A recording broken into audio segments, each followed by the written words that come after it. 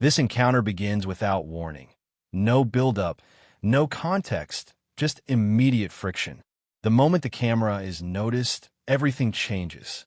What should have been a routine visit to a federal building quickly turns into a tense standoff, triggered by a single act: recording. The auditor, calm but firm, asserts his right to film. But the employees don't hesitate. They push back instantly, claiming he has no authority to record inside a federal facility. And just like that, two opposing narratives collide. On one side, a citizen invoking constitutional rights. On the other, government employees insisting those rights don't apply here. What makes this moment powerful isn't just the disagreement. It's the escalation speed. Within seconds, the conversation shifts from confusion to confrontation. The demand for names adds pressure. The refusal to provide them adds fuel. And then comes the line that locks the tension in place. "I'm not leaving until I get both of your names." At this point, it's no longer about a stamp. It's about control, authority, and who gets to define the rules in a public space. The employees begin to show signs of irritation, even defensiveness. Meanwhile, the auditor stays planted, not aggressive but unyielding. And that contrast creates the hook, a calm challenge versus emotional resistance. This opening segment does something critical. It establishes stakes instantly. The viewer is pulled into a real-time clash of rights versus perceived authority. No narration needed. No explanation required. Just raw, unfolding tension. And as the voices begin to rise and positions harden, one question quietly takes over. Who is actually in the right here? Because whatever happens next, this is only the beginning.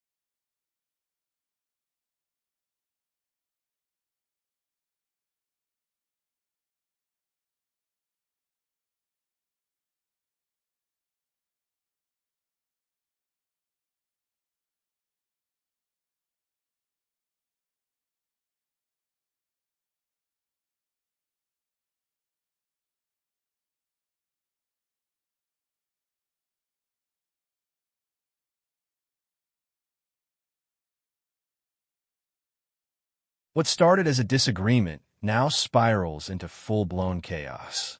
The tone shifts dramatically, professionalism fades, and emotion takes over. This is where the situation breaks down completely. The employees, clearly frustrated, begin to mock and challenge the auditor. Accusations of clout chasing surface. Sarcasm replaces logic. And instead of de-escalating, the interaction becomes louder, sharper, and more personal. The environment itself feels unstable. Voices overlap, tension spikes, and control slips away. Meanwhile, the auditor doesn't back down. He repeats his purpose, insists on accountability, and refuses to leave. That refusal becomes a trigger. What could have ended as a minor disagreement now transforms into a spectacle. And then comes the turning point, the mention of law enforcement. The moment police are brought into the equation, everything changes. It signals that the situation has crossed a line, at least in the eyes of the employees. But at the same time, It raises the stakes for everyone involved. What's fascinating here is the contrast. The auditor frames the situation as a matter of rights and transparency. The employees frame it as a disturbance.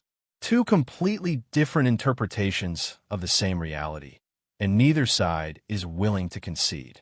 As the chaos intensifies, professionalism fully collapses. Personal remarks, dismissive tones, and open hostility dominate the interaction. It's no longer structured. It's emotional. This segment is the peak, the rawest, most unpredictable part of the encounter. And for the viewer, it creates a powerful sense of anticipation. Because now, with police on the way, the question shifts. Will authority validate the employees or expose them?